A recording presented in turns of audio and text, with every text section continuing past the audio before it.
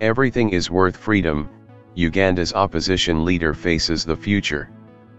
Bobi Wine, the pop star who became a presidential candidate, considers rebuilding his anti-government movement after a violent election season that left many aides and supporters imprisoned. Bobi Wine's eyes were bloodshot from little sleep. When he spoke, his thoughts trailed off, and his sentences sometimes lacked the precision and eloquence he employed while running for president. At times, he forgot to sip his coffee, even after bringing the mug to his lips. Mr. Wine, 39, rose from a slum in Kampala, the capital, to become the foremost symbol of national resistance in Uganda, nicknamed the Ghetto President. But after an electrifying campaign that drew large crowds nationwide, the musician-turned-politician lost to President Yoweri Museveni in January's election. He received 34% of the vote to the incumbent's nearly 59%, according to Uganda's Electoral Commission, despite accusations of vote tampering and rigging. Now, 3 months after the end of a violent and bloody campaign season, Mr. Wine appeared nearly broken. Among other things, Mr. Wine said his mind was on the government crackdown against his campaign, which started even before the election season and intensified in the weeks after the results were announced, when he filed a petition contesting them. Mr. Wine's supporters have been forcibly detained and held incommunicado for weeks on end and tortured, and his campaign aides have all been jailed. Just days before this interview, his 15-year-old nephew was kidnapped by unknown gunmen.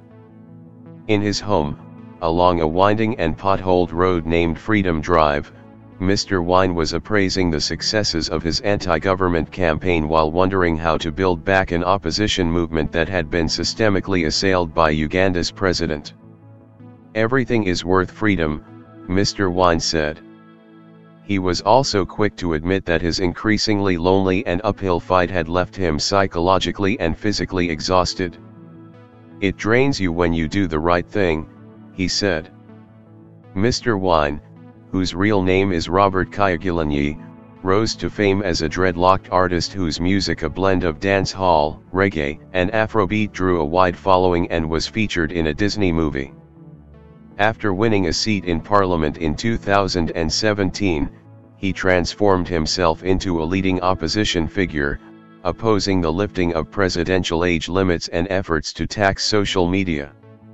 Last year, when he filed to run for president, he became the most potent challenger to Mr. Museveni, who has ruled Uganda since 1986. Mr. Wine's political activities have been largely curtailed by the constant threat of arrest.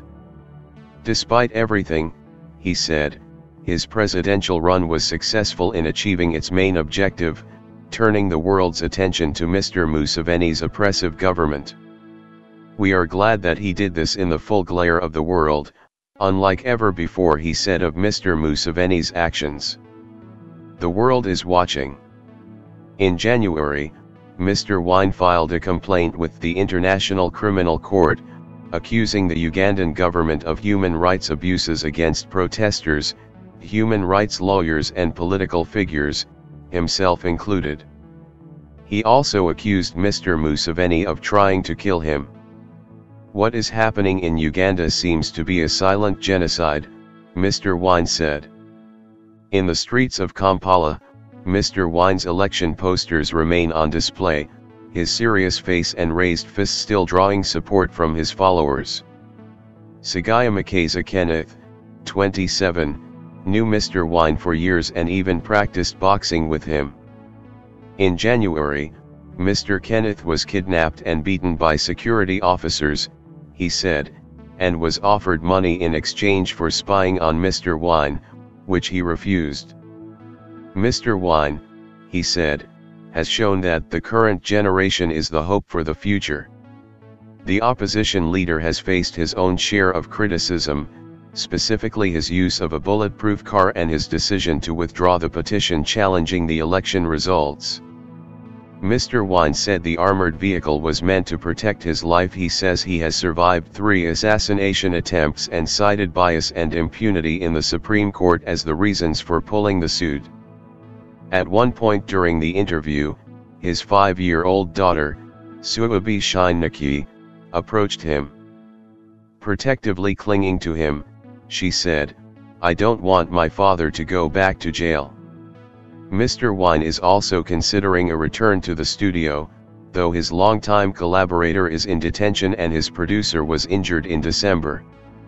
"I have had to learn to proceed even when my friends are held back," he said. "And the next time I am offered a louder microphone, which is the studio microphone, I will express exactly what's on my mind." Bobi Wine, first of all, I'd like to ask, how are you? I am fine, I'm well, I'm alive. So, in the Ugandan general election on January 14th, the Electoral Committee declared President Museveni and his ruling party, the National Resistance Movement, the winners, with 58% of the vote, while you and the National Unity Platform received 35%. You have stated that you do not accept these results, and there have now been several calls from within the opposition to have an audit of the elections.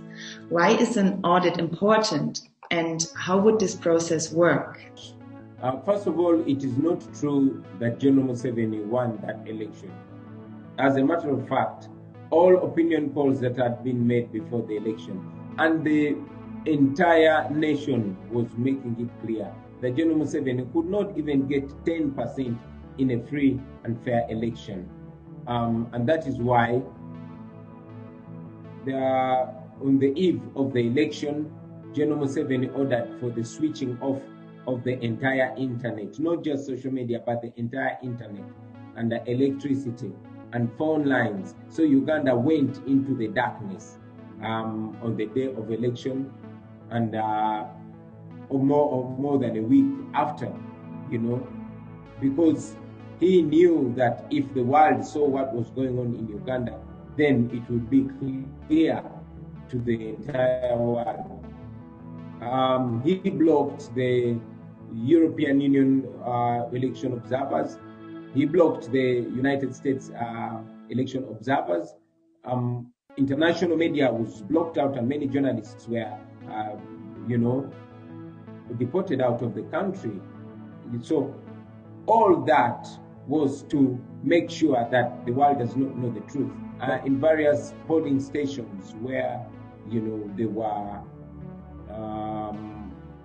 clear discrepancies, the Electoral Commission claiming that 100% of the registered voters all voted and voted for General Museveni. But there's evidence of the death of many of the voters in that register. By way of a death certificate, we had all that. We had relatives that were registered in those areas but were not able to vote because they were arrested, or many were on the run. But the Electoral Commission reports that they all voted and voted for General Museveni. So those are the facts that we had wanted to put on the table. And unfortunately, that evidence was blocked by the Supreme Court of Uganda, because the Chief Justice of Uganda is clearly in collaboration with the president. But even with all that, we were able to compute and find that we won the election by 54.19% of the vote. Now, General Museveni claims that he won the election, and we are saying we won the election. We have evidence. Let us be given an opportunity. Since the Supreme Court has denied us the opportunity, has denied the people of Uganda the opportunity to justice, we want an international, audit team to audit this election. It has happened before in countries like Afghanistan. The European Union has strong ties to Uganda, and the EU ambassadors accredited to your country met with you a few weeks ago, as they met with President Museveni recently. How can the EU participate in creating a more fair, transparent and inclusive electoral process? First of all, we thank the European Union for the collaboration. Uganda has a long-term relationship with the European Union. How can the European Union help the situation in Uganda? By being true to the values that bring us together as a people, as citizens of the world, as the international community, by sticking to those values and holding everybody that they deal with accountable to those values. Values like respect for human rights, values like respect for the rule of law, values like respect for democracy. That's all. When they are true to those values, then they will hold everybody accountable. They will not be working with a renowned dictator. They will not want their image to be soiled as partners in crime. Here is a situation in Uganda where the government is abducting people and murdering them. You describe some horrific developments in your country. Uganda is seen by many as a stabilizing geopolitical force in the region. Your country, for example, is also one of the largest refugee hosting countries in Africa. So some commentators have suggested that any government transition might create uncertainty or even instability in the region. What are your thoughts on this? Well, I look at that as blackmail. Blackmail at the expense of rights and freedoms of the people of Uganda.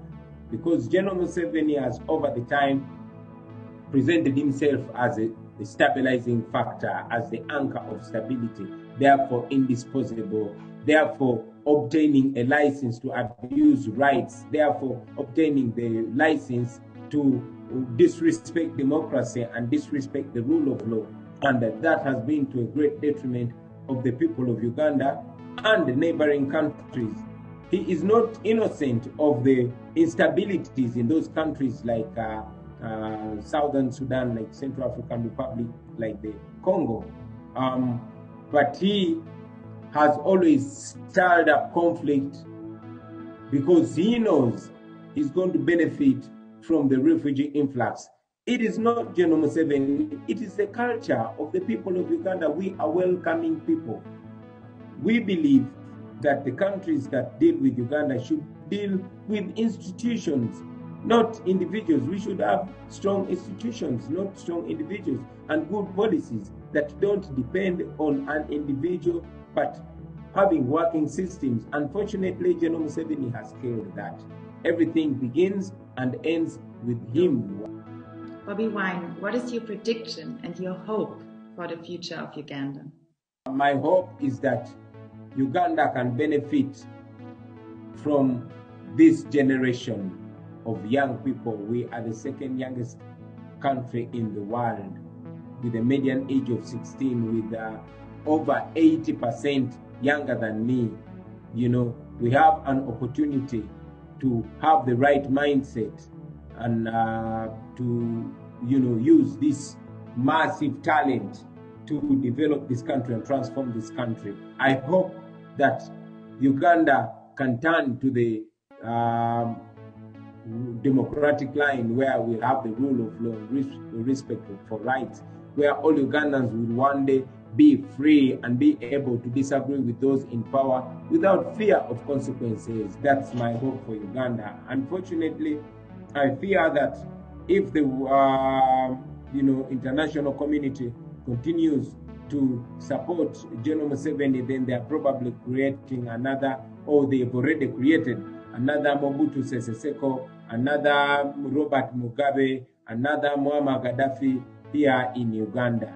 We think that our partners should look out not only for business opportunities, but for values that make all of us human. And right now, that's not the case in Uganda. We believe that we are third world, we are first world minds. We are first world people stuck in a third world country. In fact, not stuck in a third world country, but stuck with a third world leader. And we are trying to redefine ourselves as Ugandans. We are trying to write our own story. We invite the world to keep their eyes on Uganda. Thank you so much for your time.